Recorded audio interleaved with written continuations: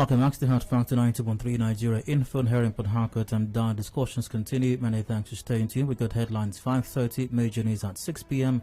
Before that, discussions continue, of course. And with me in the studio right now, members of host communities of the Port Harcourt International Airport, Omagwa, who have concerns regarding development around the airport and what they have termed host communities' rights as well. We'll be considering some of these issues in this hour till about 6 when we wrap it up.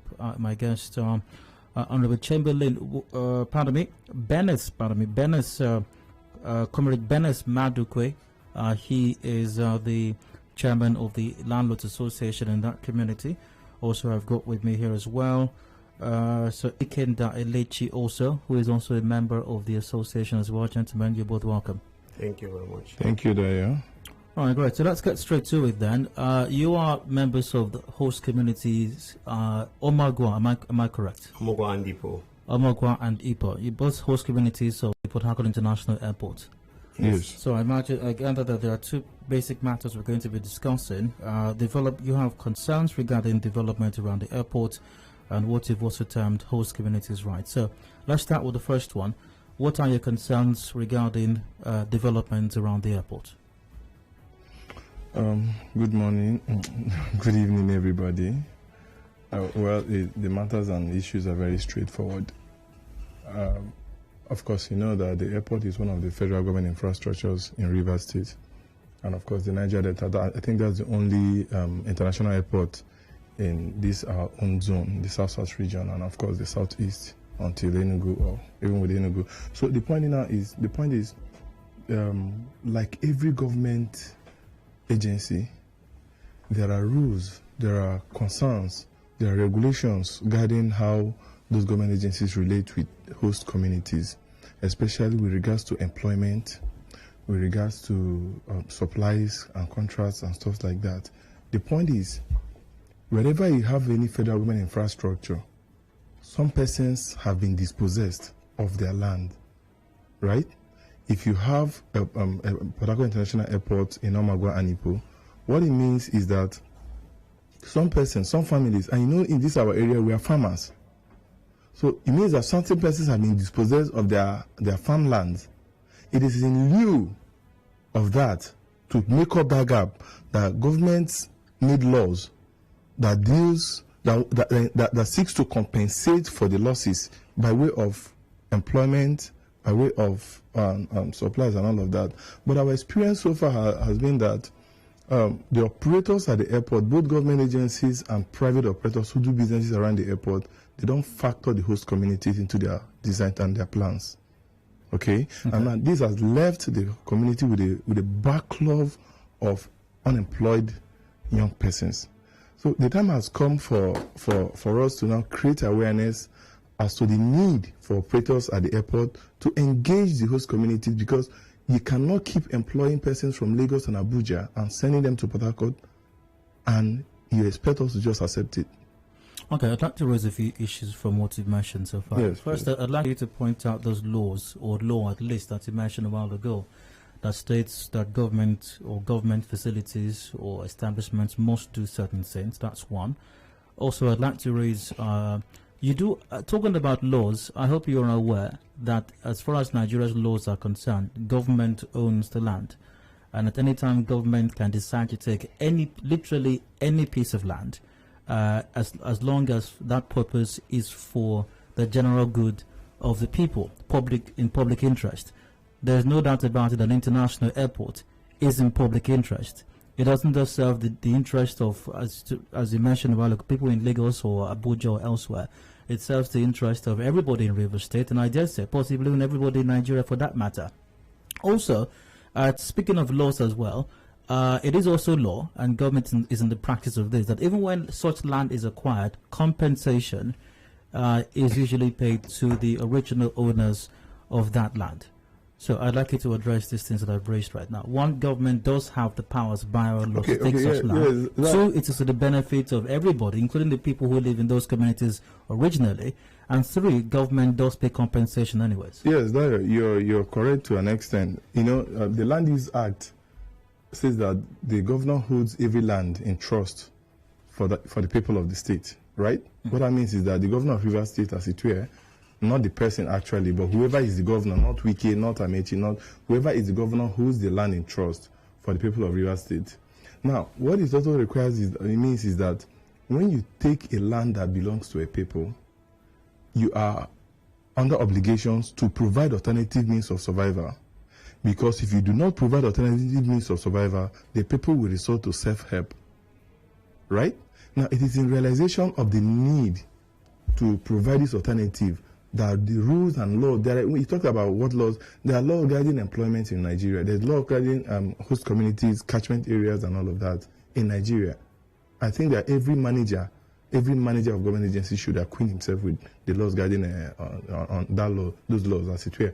Now, if you don't provide alternative, the people will resort to self-help, because when in this our area, land is very important.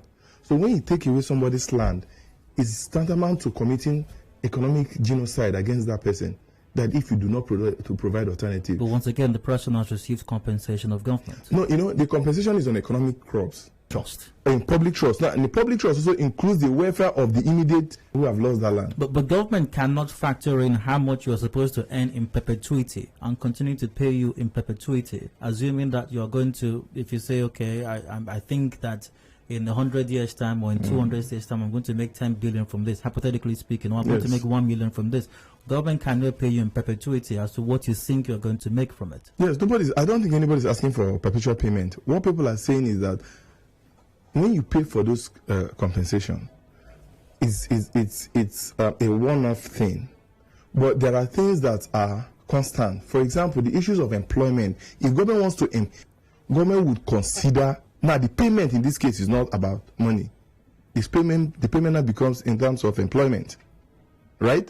So that is why we think that there is need for us to enlighten operators and government agencies at the Port Harcourt International Airport that you cannot always keep employing people from Abuja and Lagos, and you bring them by way of transport to Port Harcourt. Without employing our people. Let me say this.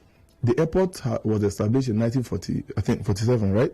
It began operation thereabout. And you won't believe that there is nobody from the host community that has been a HOD in 40 years. A HOD of a single department. We talk more of a manager or something. So clearly you see that there's an attempt by the managers of government of the airport to perpetually keep the people in servitude. In 40 years, if nobody from the host community, as I talked to you, Dayo, only few persons, less than 5 persons are employed as graduates in the entire agencies at the airport.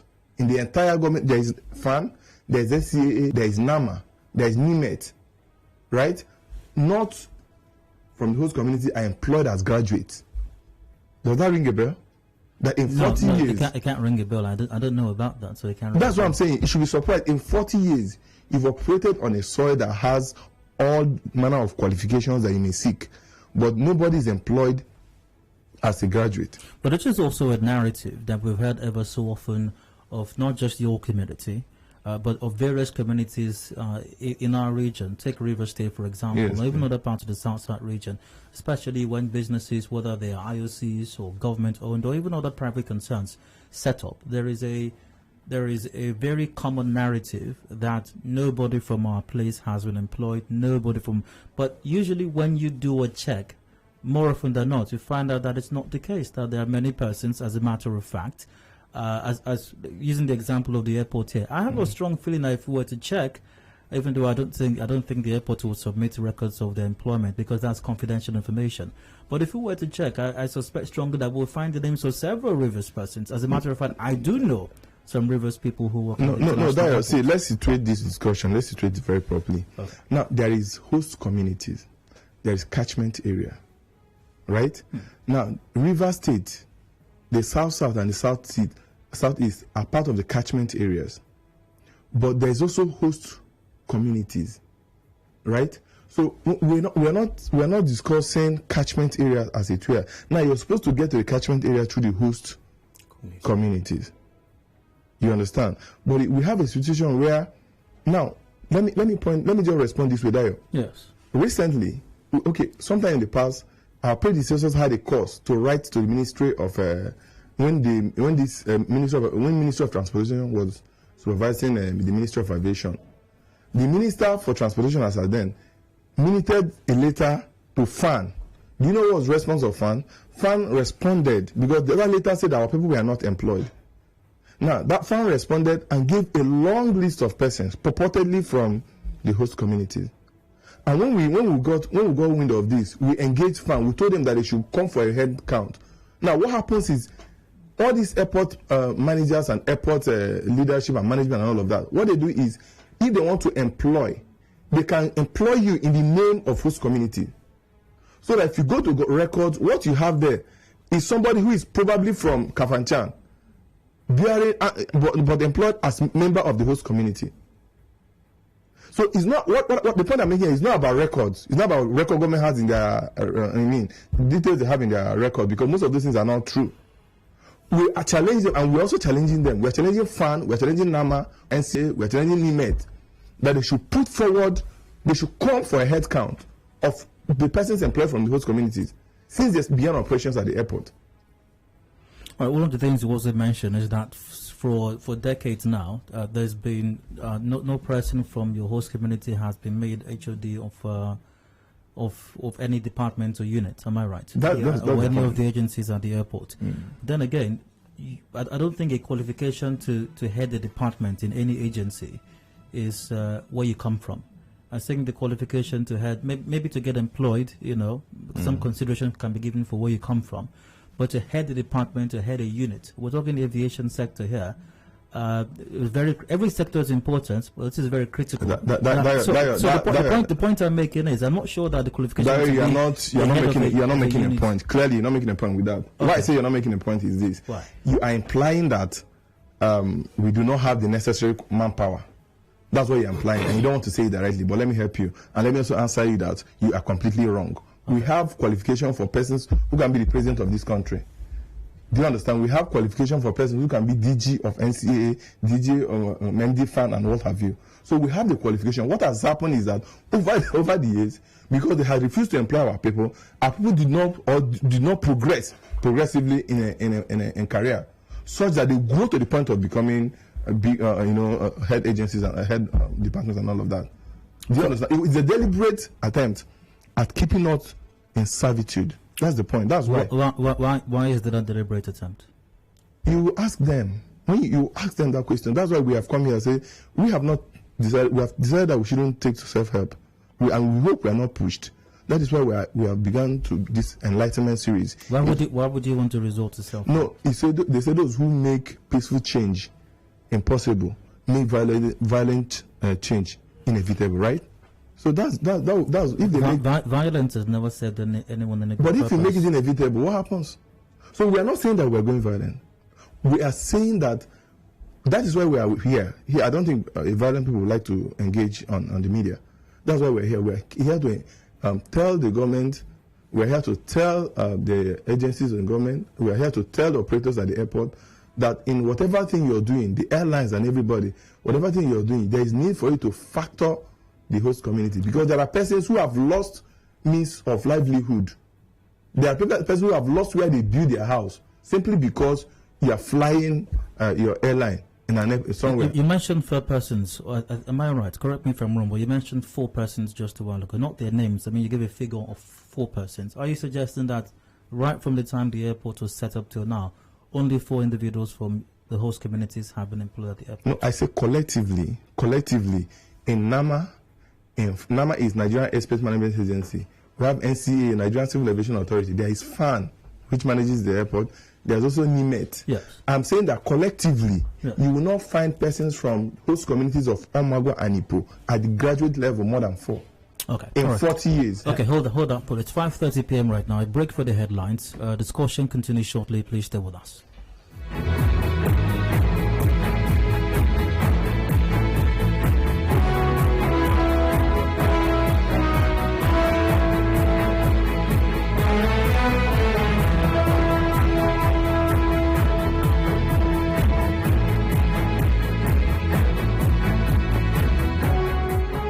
Headline News, Nigeria Info on 92.3. Headline News. Good evening, I am Constance Mega with the news. Rivers State government restricts movement on all land borders from 8 p.m. to 6 a.m. starting tomorrow over attacks on security agents. Paramount ruler of Ikuru community, King Aaron Ikuru, leads delegation to seek Governor Wike's intervention on insecurity in Andoni communities. Gunmen attack Federal High Court in Abakaliki, Ebonyi State capital. President Buhari tells United States government to reconsider relocating U.S. Africa Command, AFRICOM, from Germany to Africa. On the foreign scene, Human Rights Watch says Israel is committing crimes of apartheid, persecution against Arabs in occupied territories. In business, Speaker of House of Representatives Femi Gbajabiamila calls on banks to address high charges on loans, other facilities they offer. In entertainment, Michael Jackson's estate succeeds again in having lawsuits from one of his accusers dismissed. And in sports, Bayern Munich announces Julian Nagelsmann as new manager. Well, those are the headlines. Contact our newsroom on 0818-900-0017. Thank you for listening. The night is almost done, but conversations are never done on 92.3 Nigeria Info. Join Jude from 9 p.m. to 1 a.m. on Let's Talk weekdays. Connect with your customers. Advertise on 92.3 Nigeria Info. Visit our downtown office at Shop 9, Mediatrix of All Gracies Plaza, opposite FIRS, Stadium Road, Port Harcourt, and book your commercials. Call 0817-001-8162. That is 0817-001-8162. And let us connect you to your customers.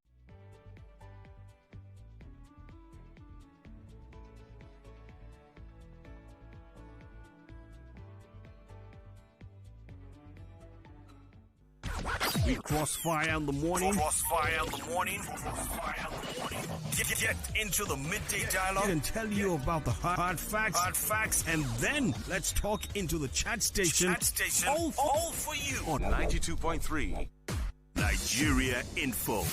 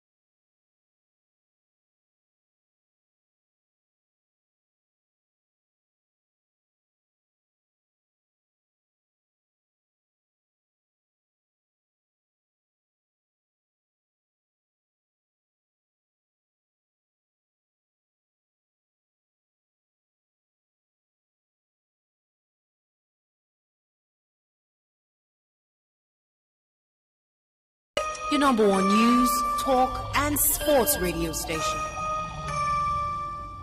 And now, Hard Facts.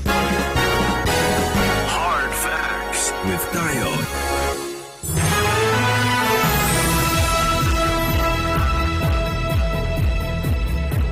Welcome back to the Hard Factor 90.3 Nigeria Info here in Port Harcourt. I'm Dayo. Still discussing with members of host communities hosting the Port Harcourt International Airport, Omagwa. These host communities are Omagwa itself and Ipo. I've got Comrade Benneth Madukwe in the studio. He's chairman of the Landlords Association. Also, Ikinda Elechi, secretary of the association as well. Gentlemen, welcome once again. Thank you. Before we went on the break, I was starting with you this time around, Benneth Madukwe. Ikinda made certain interesting points made, which one of which was in all the decades. I think the airport was established sometime in the 80s, I think. In late 70s. Late 70s. All right. Yeah. Okay, great. Thanks for that. It said from that time till now, only 4% have made it less than or about. No, I think he said 4. Actually. Thereabout. I said for all the 4 agencies, about 4, less than 4 persons. Approximately 1 per agency. Okay, so let's say 4 persons then. So 4 persons have made to the position of HOD. No, he didn't. Okay, to what position? At graduate level. At present, not more than 4 persons are employed at graduate level. Let me communicate that. You see, Dayo, I can remember that in the past, that was the only time they took graduates for employment. That was in FAN, was sometime around 2002, and just 2 persons. I think one of them is HOD today in where I would say that I won't tell lies. Then the other person is in the airport here. But over the years, as a people, at least these government agencies, most of the employments they do, more especially for graduates, they don't carry us along. The reason why we have come, that is one of the reasons why we said, let us make it public. Because what is happening in this airport doesn't happen elsewhere. So we are asking, we are pleading that it is our right that whenever there is a government, there is an employment, more especially for graduates, we should be informed so that we can make an input in that. Not that they will employ people from Abuja and Lagos, bring them here. All we hear that they are on transfer. They should employ our own persons, our own people too, and transfer them to other airports. Yeah, but you just mentioned somebody who was employed who is in Owerri. That person was transferred since 2002 till date. But imagine if persons in Owerri right now are saying, why is this person from River State transferred to the airport in our place? They have their own people that are here. So many of them in this airport. Just only that one person. I know why I mentioned it. I'm not saying that we are ruling that completely that they've never ever employed any of our persons. Just like he said, not up to 4 or 5 persons in these agencies: NIMET, NAMA, FAN, and NCAA. Okay. So they are supposed to, at least we have enough graduates at home here that whenever they are doing their employments, we should be carried along. Now, if all the graduate employment is done from Abuja and Lagos, when will our own graduates? Where will our own graduates work? All right. You can mention some effort that was made in the past. Can you clarify on that? You said a letter was written to the Ministry of Aviation, yes. When exactly was this written?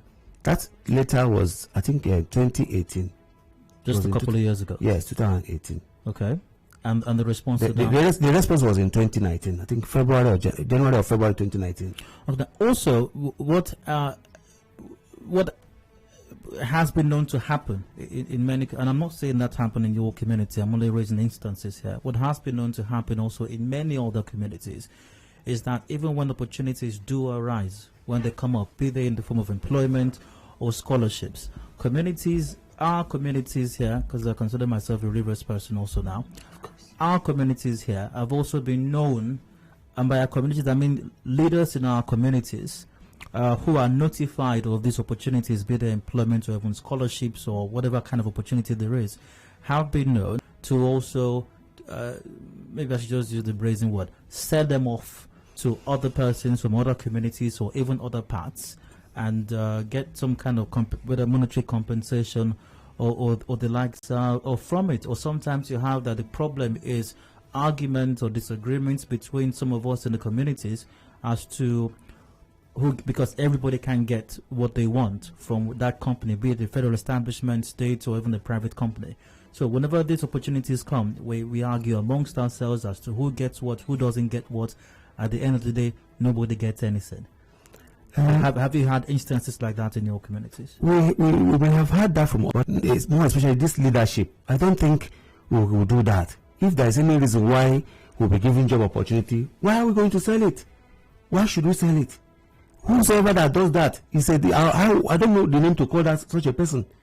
Because you wouldn't be giving a job opportunity for you to give to your community people and you now sell it out. To who? How much will they give to you? We are here to represent our people and we want to represent them well for this our own dispensation. So what engagements have you made lately with the management of the airport? I know you mentioned you wrote a letter in 2018, am I right?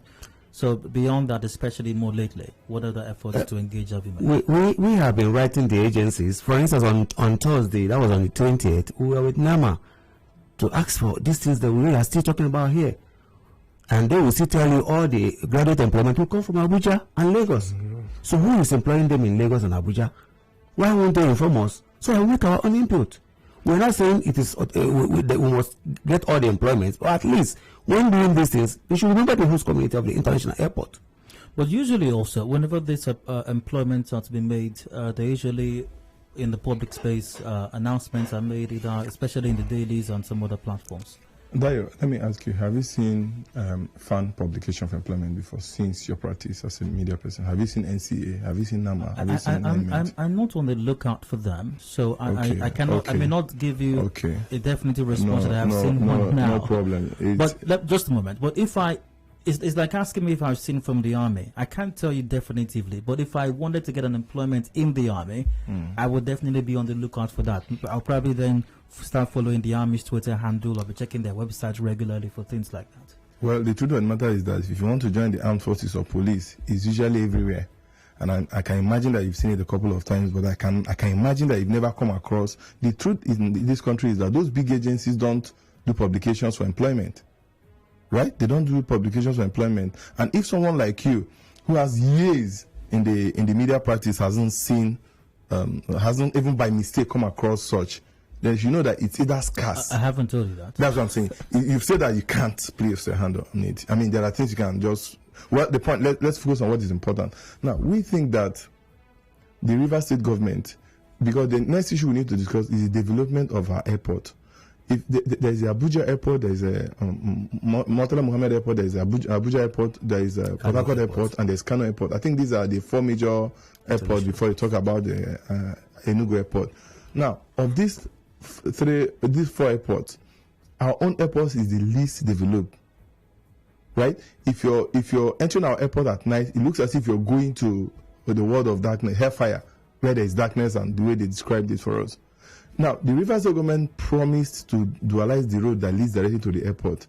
We want to encourage the governor, Governor Wike, to see how he can, make that promise. There's also the issue of developing the infrastructures at the airport. We want to encourage government Rivers State government in this case, because I can imagine that government takes deliberate steps with a view to developing the airport, with a view to building infrastructures. Government can work out, after all, the land in question it was Rivers State government which acquired it.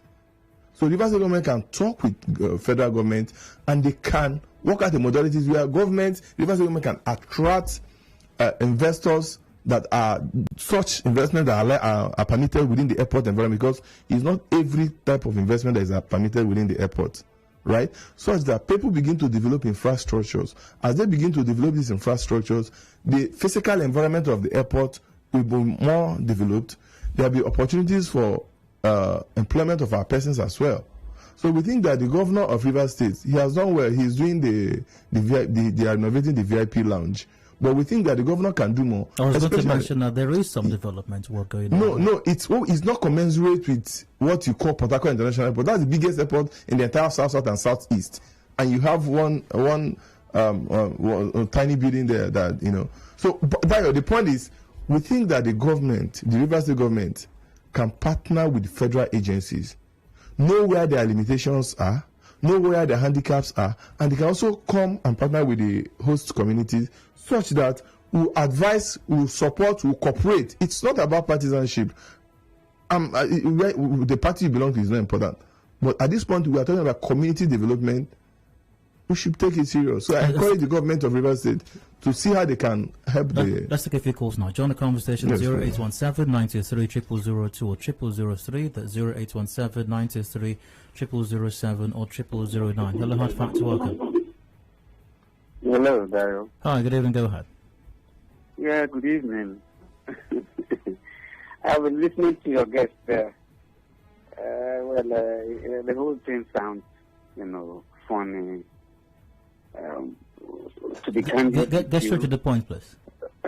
Yes, to be candid with you, we are experiencing similar things here. I'm calling from Bonny Island. You understand? We are experiencing almost the same thing here. A lot of our children they are at home. They are not working.